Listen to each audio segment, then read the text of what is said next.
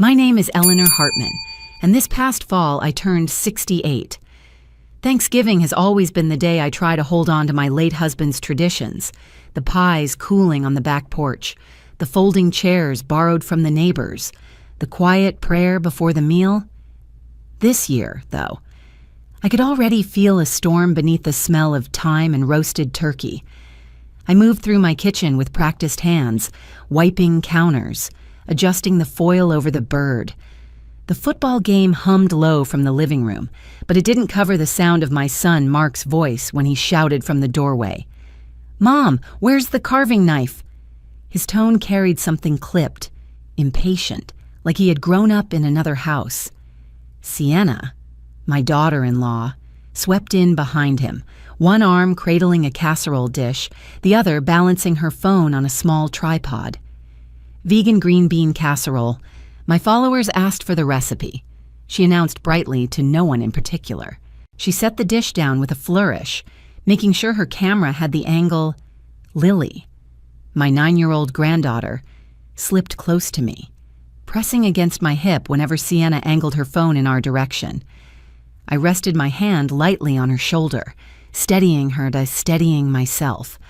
I wanted to believe this would still be a family day, but the way Mark and Sienna exchanged glances felt like a conversation I wasn't meant to hear. By 3 o'clock, the house was crowded. Folding chairs scraped against the floor. Children ran between rooms, and coats piled in the hallway closet. I carried a silent list in my head. Turn off the oven, watch the gravy. Don't let the noise show how tired I really was. When the plates were finally filled, I bowed my head and offered grace, short and honest. When I opened my eyes, Mark had already begun slicing into the turkey. Sienna lifted her glass high. "To new traditions," she said, her smile bright as a spotlight. Around the table, voices echoed her toast, but the words felt foreign in my own house. Lily leaned toward me and whispered, "Grandma, are you okay?" I smiled for her sake, but something inside me shifted, the kind of quiet tremor that warns you the ground will not hold steady for long. The plates clattered as we squeezed around the table, the borrowed chairs bending under restless children and tired adults. I tried to arrange the serving dishes down the center like I always had, but the chatter swallowed the little rituals. Mark was scrolling on his phone with one hand while his other carved through the turkey as though the prayer had been a pause he couldn't wait to end. I passed Lily the bread basket, and she nestled closer, watching me more than the food. Sienna set her phone upright on the mantel, angling it to catch the whole table. She brushed a strand of hair behind her ear and raised her glass again. "Here's to family moving forward, to building new traditions," she declared, her tone as polished as an advertisement. Glasses clinked, some hesitant, some too loud, one hard enough to chip. I lifted my water, but didn't echo her words. They didn't feel like mine. I thought about the years I had stood in this same kitchen with flour up to my wrists, planning every course while my husband fixed the folding table legs. We had never needed new traditions. The old ones had carried us just fine. Mark looked up finally, his eyes landing on me as though remembering I was there. "Mom," he said, almost casual, "what are you planning for winter? We've been talking, and you shouldn't be out there shoveling or worrying about the furnace anymore. Maybe it's time to scale back." I felt every ear at the table turn toward me. My hands stayed steady as I buttered a roll. "I don't shovel," I replied evenly. "Mr. Donnelly does it. He brings his own coffee because he says mine is too weak." Sienna laughed too quickly, her voice a pitch higher than comfort. "We just mean you don't have to keep up with so much. It's a lot for you." I laid the roll gently on Lily's plate and said, "It's my house. I'll decide what's too much." The table grew quiet, and I saw Mark and Sienna trade that practiced glance, the one couples learn when they want to speak without words. Halfway through the meal, conversation faltered, as if everyone sensed a shift they couldn't name, Forks scraped against plates, glasses knocked against wood, but the rhythm was uneven. I could feel Sienna watching me while Mark kept his eyes on his phone, nodding at something only he could see. Then he set the device down deliberately, the way a man puts down a card he knows will end the game. "Mom," he began, his voice careful, measured, almost rehearsed.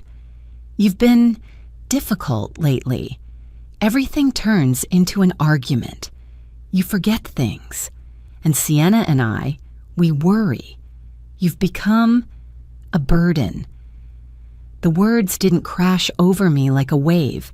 They punctured slowly, like a tire losing air on a highway, pulling you to the side before you realize you're fighting the wheel. Chairs creaked. Someone's fork dropped and stayed where it landed. From the living room, the football game murmured on, oblivious. Lily's hand found my sleeve and clung. I folded my napkin as if I were raising a small flag, steady, deliberate. "I made the stuffing the way your father liked it," I said, my voice even, without a quiver. Then I stood and gathered plates that weren't yet empty. "If anyone wants pie, it's on the porch." "Mom," Mark started, but I was already in the kitchen, sliding pies onto the counter under a bulb that made everything look too honest. The faucet ran, though no dish needed rinsing. My ears filled with a ringing no one else could hear.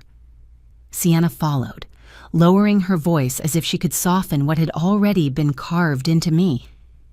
"He didn't mean it like that. He's overwhelmed." I didn't turn. He said exactly what he meant, and he meant it for everyone to hear. Behind me, Lily's small voice cut the air. "Grandma, can I have the corner piece?" I handed her both corners, heavy with sugar and spice, and watched her carry the plate out as though she carried me too. The house thinned out slowly after dessert, laughter forced, coats pulled from the closet without looking me in the eye. When the last car door shut and the engine faded down the street, silence spread through the walls like a tide reclaiming the shore. I stood alone in the kitchen, the smell of turkey skin and burnt edges clinging to the air. Mark came back through the doorway, his steps heavy. "We're trying to help," he said, like he was speaking to a stubborn child. "You make it hard." I shut off the faucet I hadn't realized was still running. My reflection in the window stared back, lined, tired, but not broken. "Help," I repeated. "Is that what you call it?" He didn't answer. He hugged me before leaving, careful, almost afraid to touch me, the kind of hug you give a fragile stranger. Then he was gone, upstairs. I pulled out the carry-on suitcase I hadn't used in years. My hands moved without hesitation. 3 shirts, 2 pairs of warm socks. The blue sweater Lily always said made my eyes kind. I slipped my passport into the inside pocket, not because I planned to use it, but because it felt like power. On the kitchen table, I left a note where Mark would find it if he came back for leftovers. "I'll be fine. Please water the plant. E. At dawn." The town still slept under a thin blue haze. I locked the front door from the outside for the first time in decades and tucked the key deep into my coat pocket. As I slid behind the wheel, the seat creaked with the weight of my decision. The street stretched ahead, empty and pale. By the time the sun touched the church steeple at the end of Maple Drive, I was already gone. The road hummed beneath my tires, each mile stretching like a question I wasn't ready to answer. I hadn't driven far, just far enough that if Mark returned that morning, he'd find the porch empty, the pies cold, and the kitchen stripped of its host. For the first time in years, I didn't leave a forwarding plan. I simply drove. At a gas station outside Mill Creek, the neon buzzed as though it had been awake longer than me.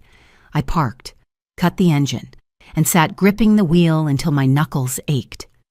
Inside. The clerk barely looked up when I bought a burnt cup of coffee and a spiral notebook. That anonymity was the point. back in the car, steam curled from the coffee lid, rising like a signal to no one. I opened the notebook and wrote the first line with a hand that shook but didn't falter. He called me a burden. Today, I became invisible by choice. By noon, I was 2 counties over, sitting in the corner of a small-town library that smelled of dust and crayons. The carpet muffled every step, and the bulletin board still advertised last summer's fair. I spread the notebook open on the table and began to write the things no one at that Thanksgiving table would remember. Mark's braces paid in cash while I skipped a new winter coat. The mortgage refinanced twice so he could finish college. The hospital nights when Sienna miscarried, and I sat praying while Mark cried in a hallway. Lily's first steps, taken in my kitchen while her parents were too busy filming a holiday promotion. The words poured until my hand cramped. Proof on the page that I had never been a burden. I had been the scaffolding, the quiet backbone that carried them all. I closed the notebook, slid it into my bag, and for the first time that day, exhaled without apology back at the house. The silence was heavier than the day before. Mark unlocked the door with the spare key he still carried, expecting to hear the creak of the upstairs floorboard, the faint whistle of the kettle, the rhythm that had always marked his childhood home. Instead, the rooms answered with nothing but the hum of the refrigerator. On the kitchen table lay a single sheet of paper, short as a grocery list. "I'll be fine. Please water the plant. E." Mark read it once, twice, then a third time, as if the letters might rearrange into something softer. His phone buzzed in his pocket, but he didn't move. Sienna walked in behind him, her eyes sweeping the counters, the sink, the familiar clutter that wasn't there. "She left," she whispered. Though the note was clear enough, Mark shoved the paper toward her. "That's all she wrote."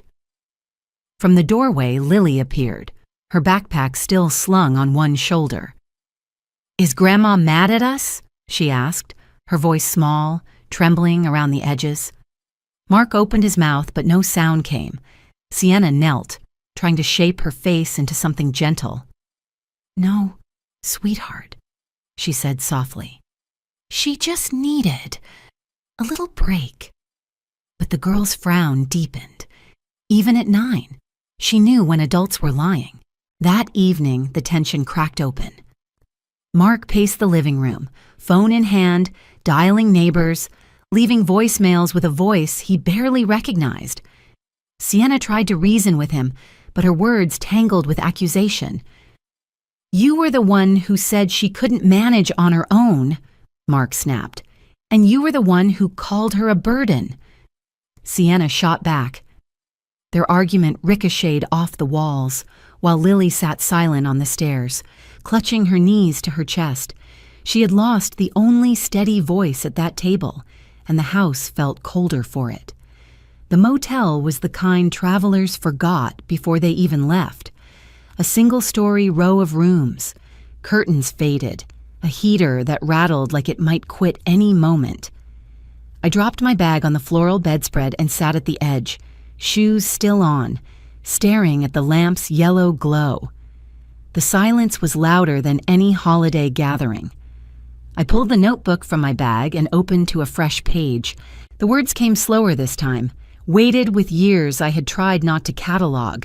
It wasn't just Thanksgiving.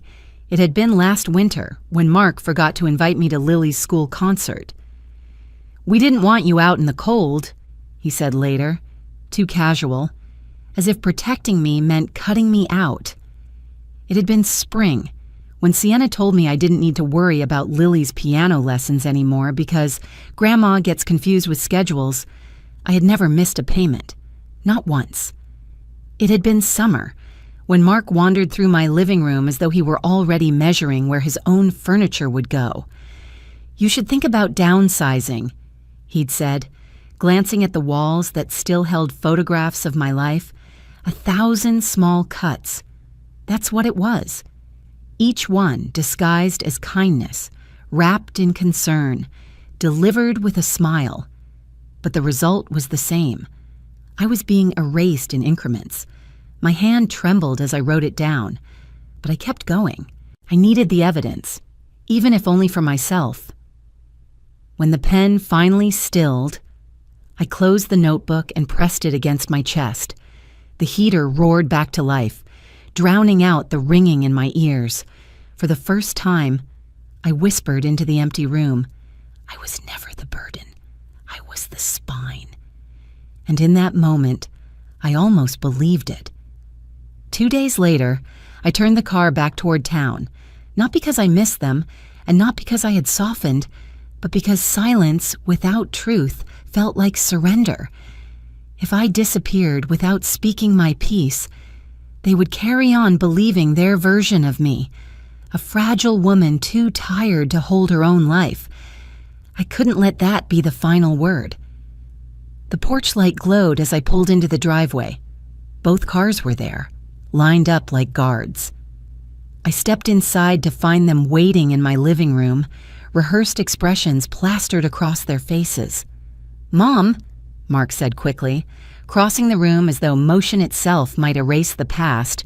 "Thank God you're back. We were worried." I shut the door behind me slowly, the sound echoing through the house that still belonged to me. "No, Mark," I said, my voice steady. "You weren't worried. You were planning what life might look like if I never came back." Sienna stepped forward. "Syrupy sweet. We just want what's best for you. You've been overwhelmed. And we thought, best for me?" My laugh cut sharp. Don't stand in my living room and pretend it was about my health. I heard the whispers, downsizing, guardianship, financial plans, all of it dressed up as concern. But the truth is simpler. You wanted what I built. Sienna's face hardened, the mask slipping. Mark shifted uncomfortably, trying again. "Mom, you're twisting this. Ava needs stability. She needs—" "Don't you dare," I snapped, the thunder rising in my throat. "Don't you dare use that child as your shield. She saw your faces. She knows what disrespect looks like." Mark's mouth opened, but the words stalled. For the first time, he looked smaller than I'd ever seen him, like a boy caught with the truth in his hands. The room held its breath, every wall listening. I stepped closer, my voice no longer trembling but sharpened by years of silence. "You didn't stumble over that word, Mark. You didn't trip on it like an accident. You rehearsed it in your heart until it rolled off your tongue. And Sienna," I turned toward her, "you smiled because you had been feeding it to him." Sienna's lips parted, ready with some polished excuse, but I raised a hand. "No more lies. You wanted me smaller, quieter, erased. You thought if you said burden loud enough, I'd believe it and hand you the keys to this house. But here I stand, and I am not erased." Mark's shoulders sagged, his eyes glossy. "Mom," he whispered, "I was frustrated. I didn't mean—" "You meant every syllable," I cut in. "Don't you dare dress it as a slip. Words like that don't fall out of nowhere. They grow, watered by contempt, rehearsed until they land clean on the table for a child to hear." At the mention of Lily, both of them flinched. "Do you understand what it does to a granddaughter to watch her father reduce his own mother to nothing?"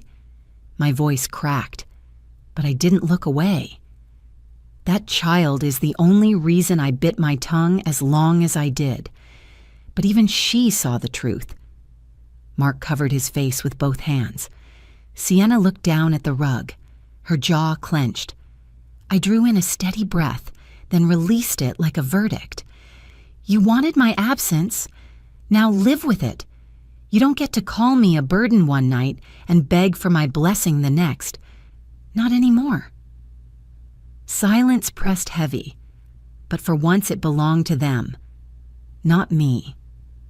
I turned toward the doorway, my hand brushing the frame that had held decades of photographs, laughter, and arguments, My voice dropped lower, cold and deliberate. Let me make this simple for you. The next time you think of me as a burden, remember this: burdens don't build houses. Burdens don't raise sons. Burdens don't hold families together when everyone else is too busy. Mark's shoulders shook, but he said nothing. Sienna bit her lip, her eyes flashing with the kind of fear that comes when a mask no longer fits. I picked up my keys from the side table, the metal cool in my palm. I was never your burden, I said. I was your blessing, and one day you'll regret the moment you threw me away. The door clicked shut behind me, the night air crisp against my skin. The porch light spilled across the yard, but it wasn't a welcome. It was a witness. I stepped down the stairs, each footfall steady, certain. Mark called my name once, the sound desperate, but I didn't look back. I pulled a chair into the front yard, sitting beneath the glow of the street lamps. The cold wrapped around me, yet inside I felt a warmth I hadn't known in years, not the warmth of forgiveness, but of liberation. Behind me, the house stood in silence, and for the first time, that silence wasn't mine to carry. It was theirs. I looked up at the November sky, the stars faint against the dark, and breathed deeply. I had been called a burden, erased in whispers and glances, but the truth was rooted in me, unshakable. I was not their burden. I was the root, and roots do not disappear. They remain steady and alive, even when others lose their way. Thank you for watching. If you enjoy these family drama and revenge stories, please subscribe and join me for more every day.